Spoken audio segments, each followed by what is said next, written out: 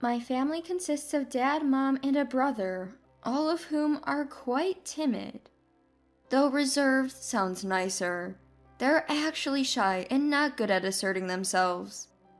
As a result, they often end up shortchanged. Ever since I was aware, I've seen my parents and brother like this and made sure not to end up like them, who I considered bad examples. So, I'm probably the most grounded and realistic in my family. I left home for college and have been living and working in another state since then. I only return home for Christmas and family gatherings, but I'm enjoying my life.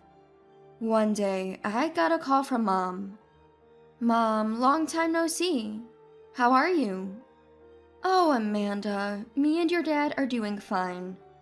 Despite her words, I could tell from her voice she wasn't upbeat. "Mom, did you call for a reason? Is something wrong?" "Well, it's about Matthew." Matthew is my brother's name. As I mentioned earlier, he's the epitome of our family's traits. Gentle, indecisive, and laid back. He's a slow-paced but smart guy who works for a big company. I wondered what was up with Matthew. He's got a girlfriend, and they've decided to get married. "Oh, that's great news! Congratulations! But why do you sound so down then?" Mom sighed before explaining. "Ugh, she's pregnant, and it's a shotgun wedding. It's all been very rushed. We haven't even met her family yet. We've asked her to arrange a dinner together sometime soon." I understood why Mom was a bit down. For parents in their middle age, it must be shocking. It's a hurried marriage, and they haven't had a proper chance to interact with the other family, which worries Mom. But having a grandchild should be a joy for them.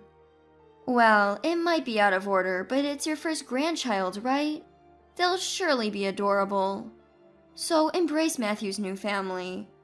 I'll prepare both a wedding and a baby gift. Yeah, you're right. Thanks, Amanda." That was the end of our call. Matthew can be a handful, but it's good that kind-hearted Matthew has found someone special. Moreover, for me, having an expanded family is something I'm truly happy about. I'll probably go back home next at Christmas. I'm looking forward to meeting my sister-in-law then. However, that year, I was too busy with work and personal matters to visit home. I decided to at least call home and apologize to sister-in-law over the phone. "Mom, how have things been?" "Amanda, it's been a while.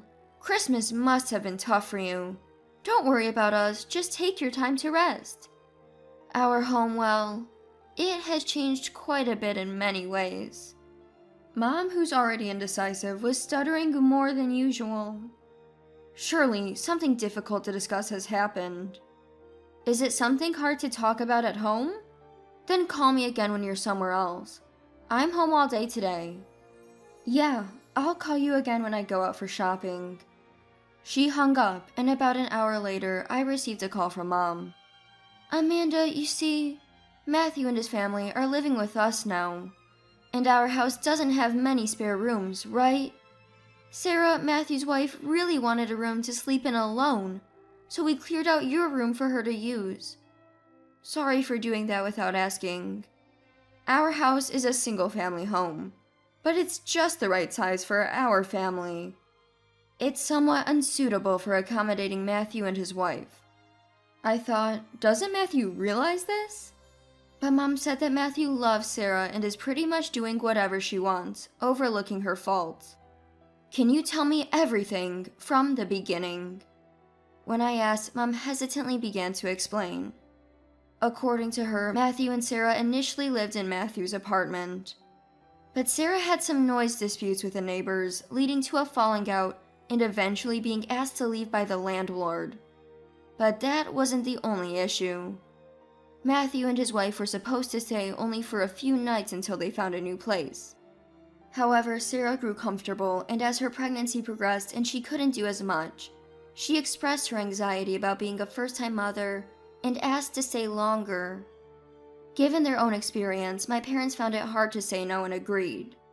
"Shouldn't you have said no at that point?" I couldn't help but interject in the middle of Mom's story. Mom didn't deny my point, indicating she had her own reservations. I thought it was understandable, given the difficulties of childbirth. But gradually, I started to think that the impression of her being straightforward was changing.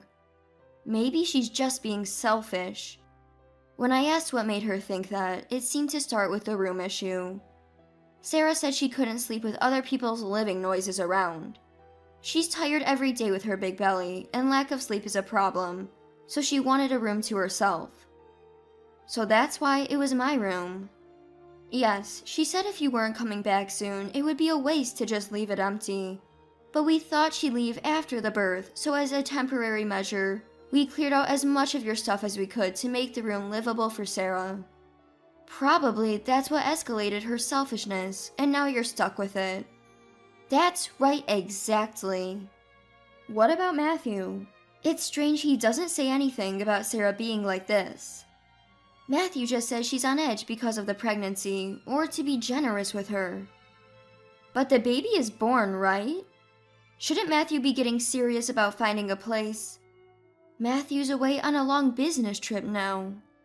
He doesn't take childcare leave? Sarah said there's no need for him to take a break to care for the baby since we're here, so Matthew is working as usual. It's like she set things up to treat my parents like housekeepers. Should I say something? It involves my room after all. No, stop.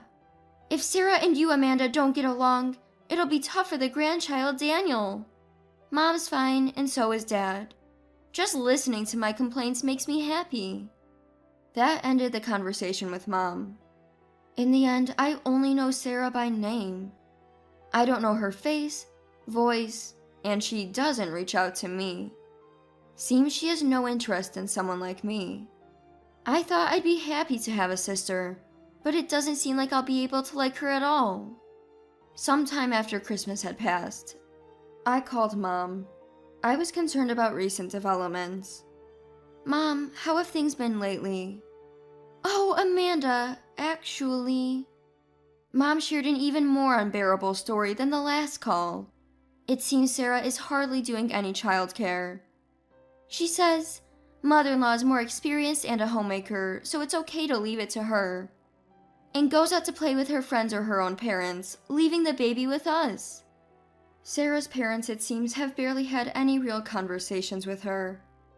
When Sarah wants them as a wallet for shopping, she calls them from Atlanta, drags them around, and then quickly sends them back once she's done. At times, she leaves Daniel for about a week to return to her parents' home or go on a trip. She seems even freer than before Daniel was born.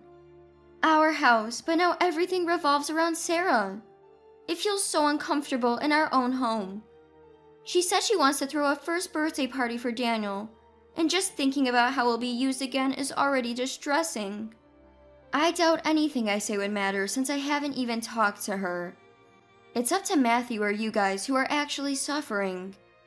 I said and hung up, but the next call came much sooner than usual. Rather, just a few days later. When I noticed the incoming call, I felt a bit scared. But when I answered, Mom surprisingly sounded cheerful, which caught me off guard. Amanda, you know, we kicked out Matthew, Sarah, and Daniel. What? From what you told me, she sounded like someone who wouldn't budge easily. Mom explained what led to them kicking out Matthew and his family.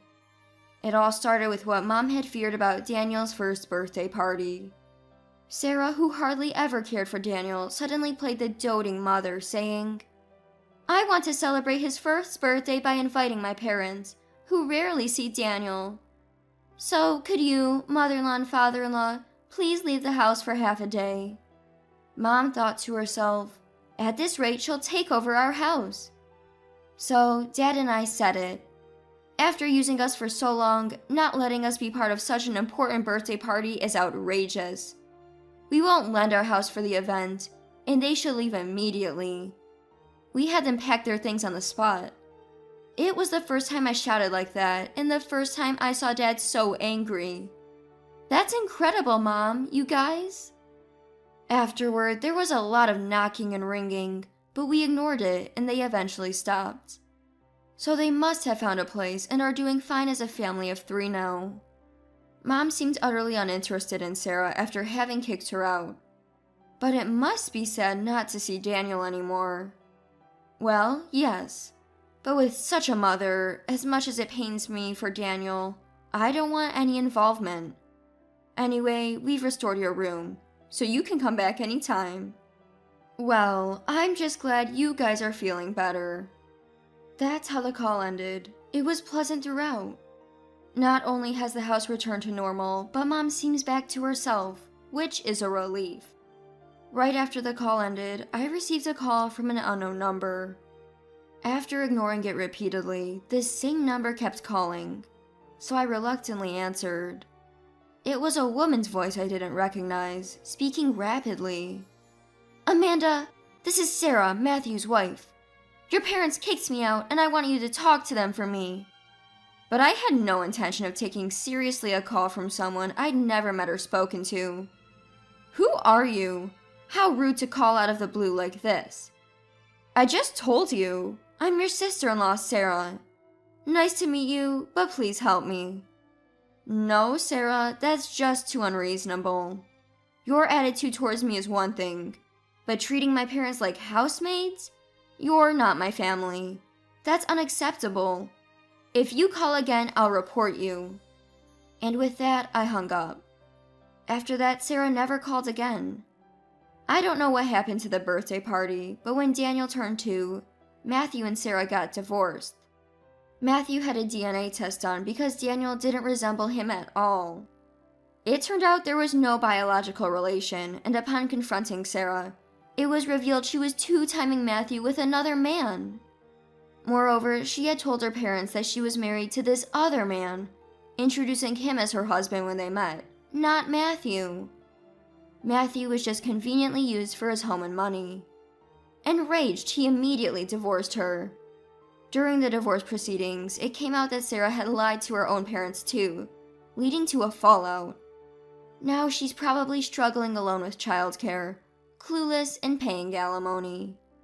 I heard all this when I visited my parents. As for Matthew, he wanted to return home after the divorce, but my parents refused. I agree with them. When they were suffering, Matthew did nothing. They've had enough, telling him to fend for himself and barely keeping in touch since. Peace has returned to my childhood home. It felt like a long ordeal. It's like brood parasitism, a terrible story. I said, and my parents just smiled wryly. Well, let's forget the past. But Amanda, I really want to see a grandchild truly related by blood. Isn't there someone for you? I can handle such questions over the phone, but face to face, I'm at a loss for words. The weight of expectation seems heavier after Matthew's marriage disaster. I don't know where he is now, but I feel like finding him and giving him a piece of my mind.